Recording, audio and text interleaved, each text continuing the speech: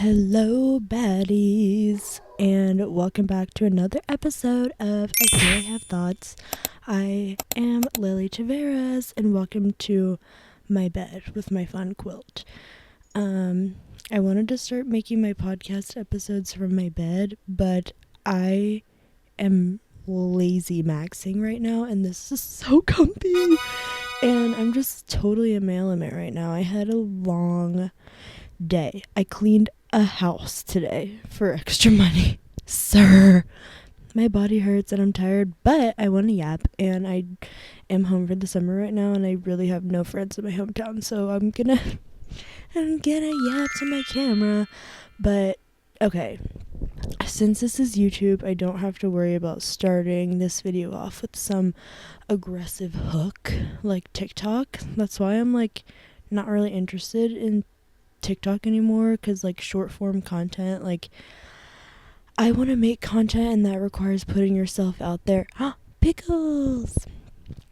Sorry if you're listening and not watching, my cat just came up here, but I low-key lost my train of thought.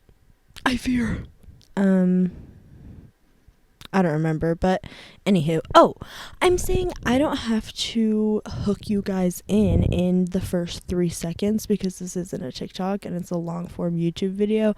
And that is what I am a lot more interested in right now. But today will be breaking down the Sephora kids and the fact that this problem, it's dystopian, and I have a lot of things in my notes written down similar to this subject, just how the world is gradually getting more cooked. I fear. Am I fear mongering right now? I just feel like when I was a 10-year-old, my only skincare concern was like being allowed to wear lip gloss or being able to wear light brown mascara. Like, and I can tell you, I have seen this from so many different dimensions, because I was a beauty obsessed kid. So I'm not coming at this from a totally like estranged angle. Like, I'm familiar with this, but when I was a kid, I loved beauty and makeup in a way of self-expression, like art. Like, I used to do crazy makeup looks and like rainbow looks and all of these things, and it was never for vanity purposes, and it was all fun and games. Like, it was all fun and games. There was no pressure. Like, I didn't feel pressure to do that at all. In fact, I actually felt weird doing it, because a lot of other girls weren't really into the makeup stuff as much as I was. And now it's just like, oh my gosh, you are 10 years old wearing mascara and lipstick to your soccer game. And I totally get, like, look good, feel good, do good. But, like, when you're a child... Okay, but anywho. So I see the angle where it's like, I was a beauty-obsessed kid, too. But it wasn't in such a vanity way. And then I see it from the angle... I have a sister who is 10 years old, about to be 11. But she is a lot different than me. Like... She's also very... I'm short of breath right now. This is like the first time after my shower and dinner that I'm like actually laying down. Whew. One sec, guys. Let's take a meditation breath.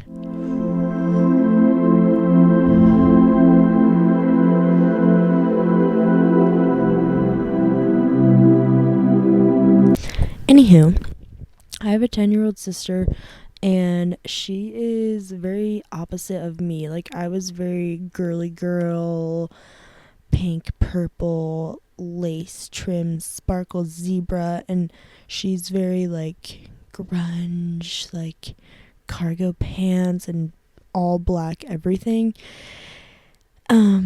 And she's not really interested in makeup besides like mascara, but even then, like, she's not wearing mascara to school or anything yet. um so I haven't had someone in my family be affected by the Sephora kid disease, but I worked at Ulta my senior year of high school, going into my freshman year of college. I worked at Ulta. First of all, favorite job I've ever had. Like, I honestly was like, wow, I would do this full time. Like, make me a manager. It was so fun. I was literally just a cashier at Ulta, and it was so fun because the vibes were so girly and cute, and like every day I did my hair, makeup, and outfit, and like I said, like, look good, feel good, but like I'm an 18-year-old at this point, or 19-year-old, like 20, da da da. My coworkers were in their 20s and 30s. Like, it's different when you're a woman.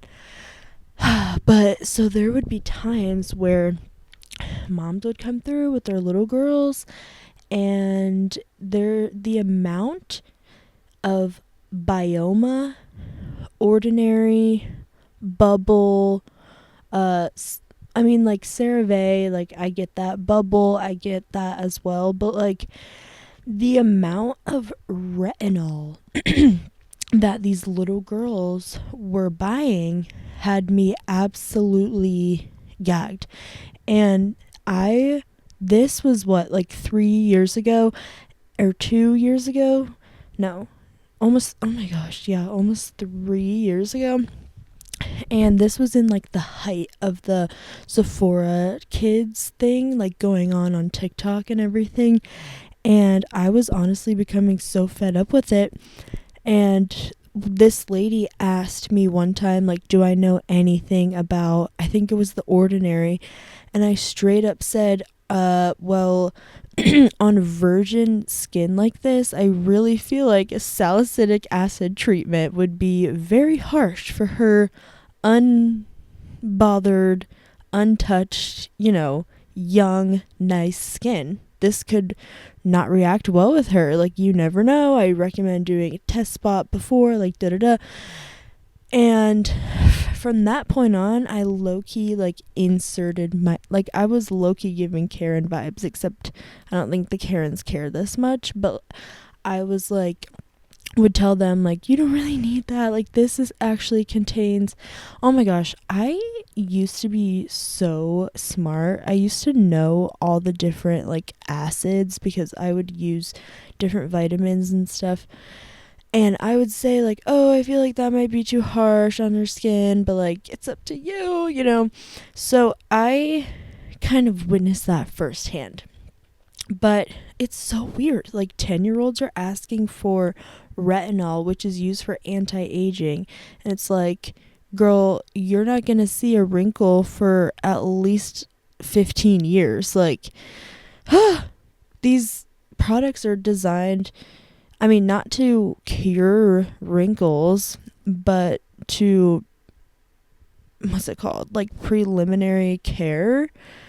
And it's just crazy. Like, you don't have wrinkles coming anytime soon. And how did we get to this point where children that are so young are putting all of these products that they have zero clue what is actually inside of them on their skin, that are supposed to promote anti-aging, and they haven't even graduated high school or middle school? But yeah, am I giving Karen? Am I giving, like, kids these days type of vibe? But honestly, like, I don't know, if TikTok was around when I was 10 years, like, we had Musically and Vine. Like, Musically was new. Like, when you went on to the Musically app, there was crowns still, not verified. And when you went to log on, it was still like sunsets and like silhouette dancing videos, because that's what it was originally made for. And it was still like baby Ariel with a choker, like, on my For You page. Like, it was just so different. So, I don't know. I mean, I probably would have wanted the same products if TikTok was how it was now, when I was a 10-year-old girl, because I was influenced through YouTubers to do things like start a YouTube channel, or try certain products like the Hoola bronzer or MAC lipstick, or the Morphe M32 palette or whatever, like all stuff like that. I was influenced through online, like the whole alien aesthetic, low-kai bracelets, all of that.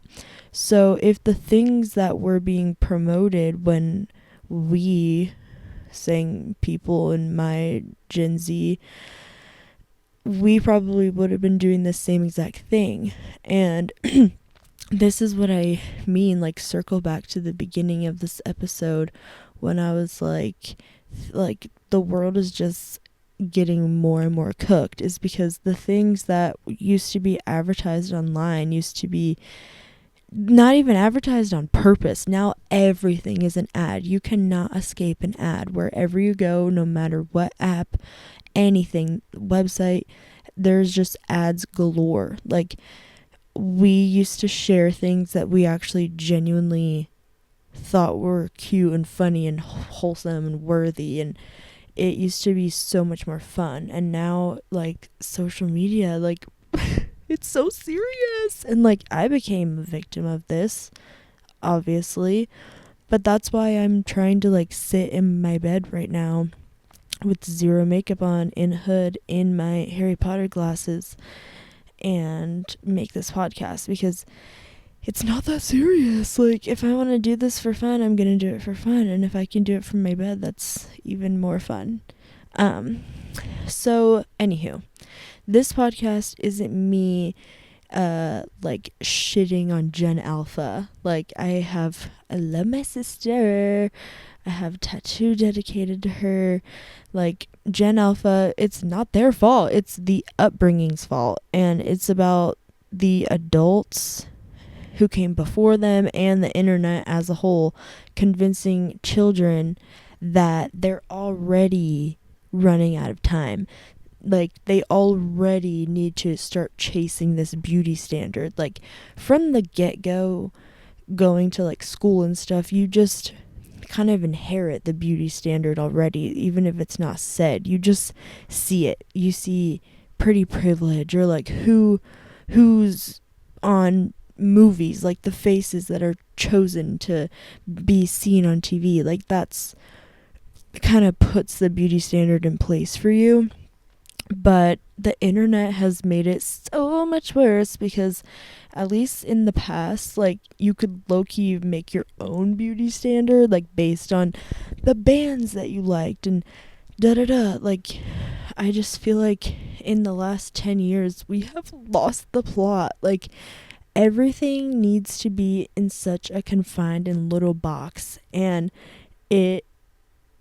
it's just freaky. Like, I just watched the Alex Cooper and Nara Smith podcast on Call Her Daddy, and that episode was so eye-opening, and I like love Nara Smith after watching that. I didn't dislike her before, but I would make trad wife jokes and like jokingly say like Nara Smith, not hating on her at all, but I would be like, when I was like cooking my one meal of the week, because I order food out every other day, I would be like, oh my gosh, I feel like Nara Smith right now, like trad wifing. And then I was watching her episode with Alex Cooper on Call Her Daddy, and I was like, oh my gosh, I can't believe I was doing that this whole time. Like, it's like a blind thing. Like, she is like, I know Lucky was like a model and is famous too or whatever, but like, ain't no way she is not the primary breadwinner of their family with her social media, especially her TikTok. Like, that's not trad wife. Her babies has cancer and she's a wife. Husband and oopsies. Like, oh my gosh, it's actually crazy. And I was guilty of subjecting her to the trad wife standard, but it's like she's not that at all. Like, she is a modern day wife and mother, like a total badass. Not that trad wives weren't badass. I think all women are badass, but you know what I mean. It's like, this is the modern day working mom, and that's not trad wife. But anywho, back to this is why I have to write stuff down and have my computer in front of me, because I will literally lose the plot totally. Let's talk about the Sephora kids phenomenon. Like, kids raiding Sephora, kids crying because they want drunk elephant bronzy drops, kids wanting to take peptides or put topical peptides on, kids wanting retinol, all the anti-aging creams. And also, can we just acknowledge the fact that skincare routines are so expensive? It doesn't even matter. I mean, of course it matters, but no matter what brand you get, like even CeraVe is like $20 for the moisturizer that used to be like 10. It's so expensive, and this is total overconsumption. Like, this is a total 1,000,000 trillion jillion % waste of money. Like, why are you putting anti-wrinkle cream on a child? I don't get it. But anywho, I remember when the Sephora 10-year-old thing was going on, because the kids were destroying all of the tester displays because they're just came in like crazy and obsessed. They don't even understand what they're doing. Also, that's so unsanitary as well. Like, those testers are kind of really gross anyway. Like, why would you do that? But especially kids with like boogers on their fingers. It's just weird. But like, the point is, like, when your kid is over here buying a moisturizer that's anti-aging to promote looking younger and more beautiful with their piggy bank money, that's promoting adulthood, but just, it's so premature. Like, I just also, like, I have seen this as I've gotten older. I feel like it's gotten worse. Aging has become like a flaw, and growing up, I never thought that. Like, I never, as a kid, was like, oh, I don't want wrinkles. Or like, as a kid, Botox also was like so much less normalized and everything, and it just didn't feel accessible.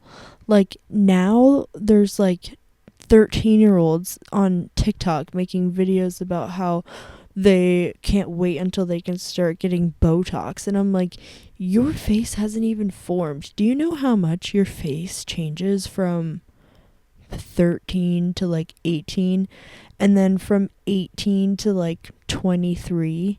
Like, you're not even giving your face, it's just so sad. Like, you're not even giving your face time to grow into itself. Like, things change. You are constantly growing and evolving. Like, ugh, it's just really sad.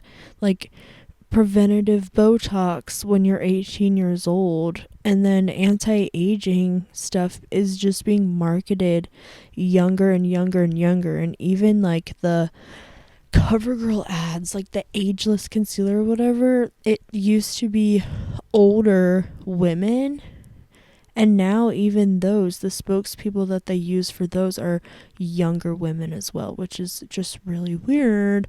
And it's like, okay, you have to think, like, what is the marketer, or what are the marketers' motives here? Because as a media major, and I have a digital marketing minor, you have to understand, you mindlessly see ads and billboards and marketing everywhere you go. I mean, your water bottle, your deodorant, like literally anything. you look at those things and view them as nothing because you're not the one who created them. But think about the fact that there are whole creative teams and processes and campaigns and panels and discussions and overviews and draftings and edits and da da da before these things actually go to the public and are marketed to the public. And it's like it's like when you watch a movie, nothing is a coincidence. Someone wrote this, someone directed and produced this, and put every intricate little detail down for a reason. Every single piece of editing and every single anything that you see in a project that was chosen.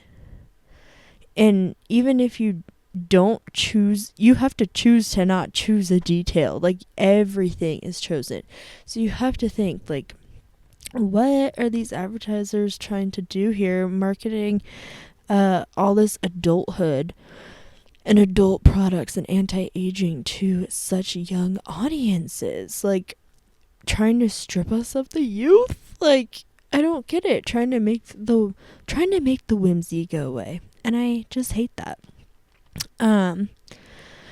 But yeah, like, children compare themselves to influencers online who are double, triple, quadruple their age. Also, filters. You can put a filter on any app. You can edit any picture. You can Facetune any picture. You can Facetune videos now. You can do AI. Like, and then celebrities who have millions of dollars to alter their image and are taken on, like, their photos and videos are taken on thousands of dollars of equipment, like fancy equipment. So these kids are comparing themselves to these adults and these influencers and celebrities online. And that's another thing, is when I was young, I remember looking like that. It wasn't attainable. Like, it wasn't something to even bother comparing myself to, because I wasn't flooded with these faces and things to compare myself to constantly from the moment I wake up. I wasn't scrolling, looking at 100 videos a day that were making me feel bad about myself. So it makes me really sad, like, to hear that children in, like, elementary school are comparing themselves to grown adults who have had work done or who have, like, using filters or edits and all of that. And oh my gosh, it's just so sad. Like, this is going to be really detrimental for a lot of this generation's self-esteem. And it's also giving this whole generation anxiety, health anxiety, beauty anxiety, vanity anxiety, anxiety about self-image, self-consciousness. Like, they might have this new fear of getting old or looking old, which shouldn't be a fear at all, because it's something that every single living thing does since the beginning of time. It gives a fear of acne, all the acne patches and everything. Like, oh, God forbid you have acne. Fear of pores, fear of skin texture. Because, I mean, you don't see skin texture on somebody's TikTok, but, like, in real life, like, I know on my TikTok, you can't see my pores, but oh my gosh, sometimes when I look at myself in the mirror, I'm like, are you effing kidding me? It looks like I have craters on my face.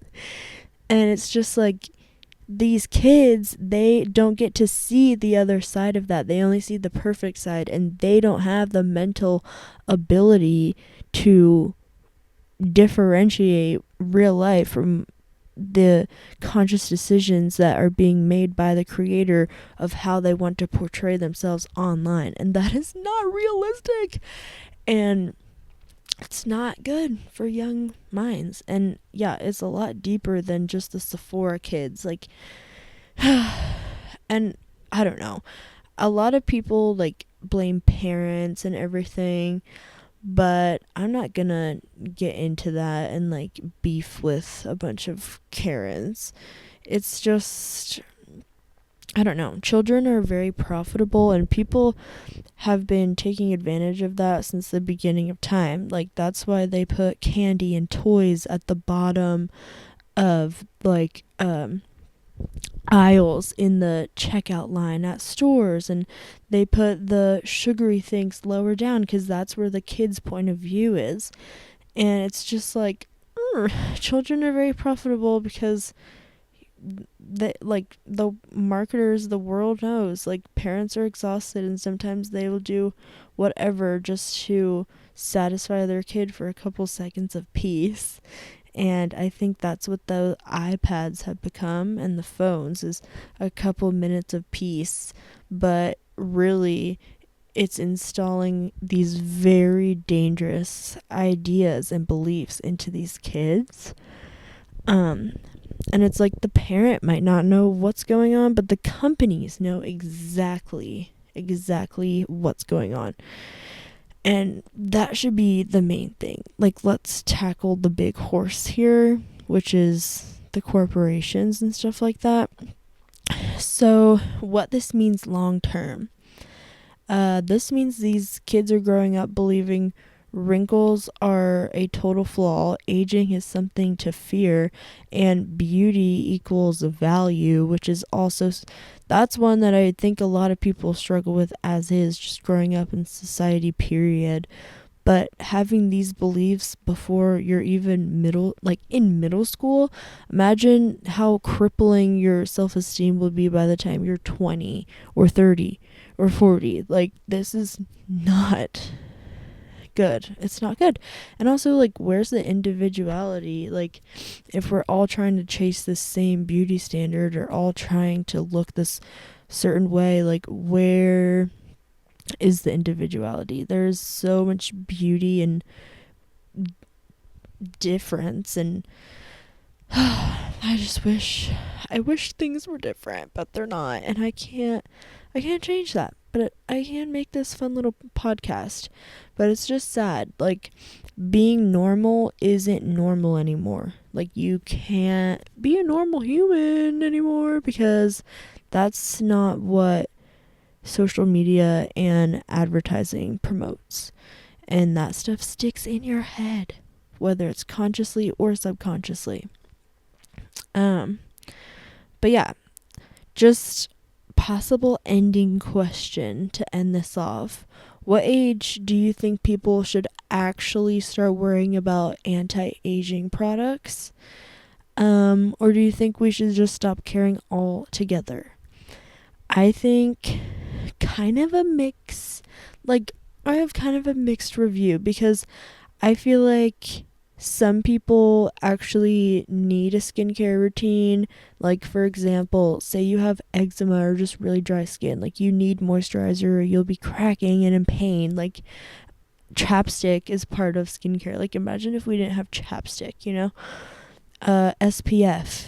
Like, that's not healthy for us. We need that SPF. But what age? I think we shouldn't. Okay, wait, rewind.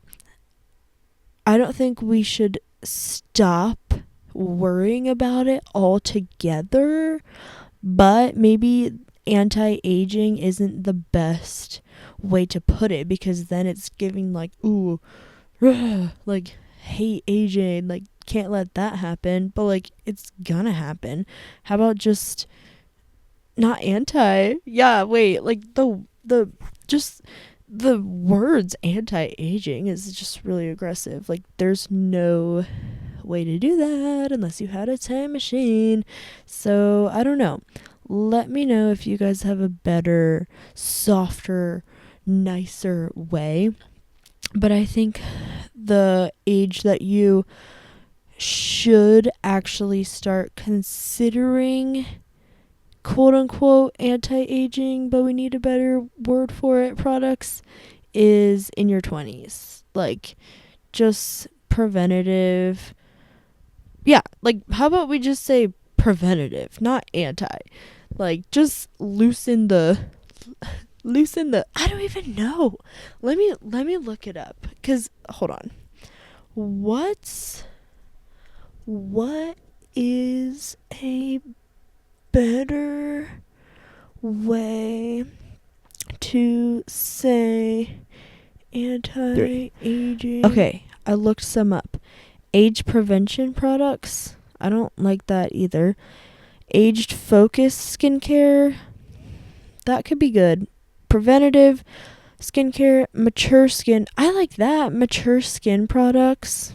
That would be perfect because that way it wouldn't be marketed to children. Wrinkle prevention products. But what's another word for prevention is what I'm trying to say. Like, not as aggressive as prevention, because you can't fully prevent wrinkles. Like, everyone gets wrinkles. I don't know.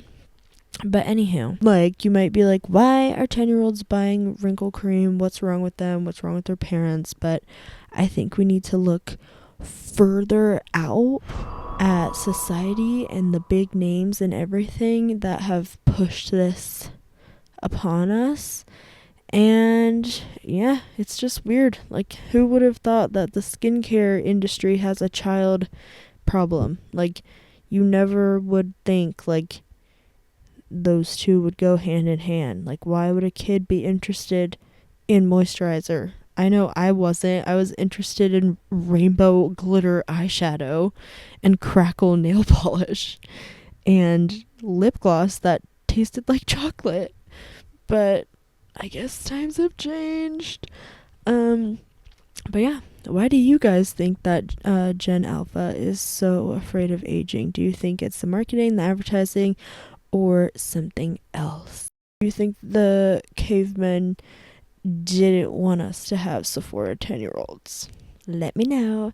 And thanks for listening to my podcast. I appreciate you. And I hope that you have the best day ever because you deserve it. Bye, guys.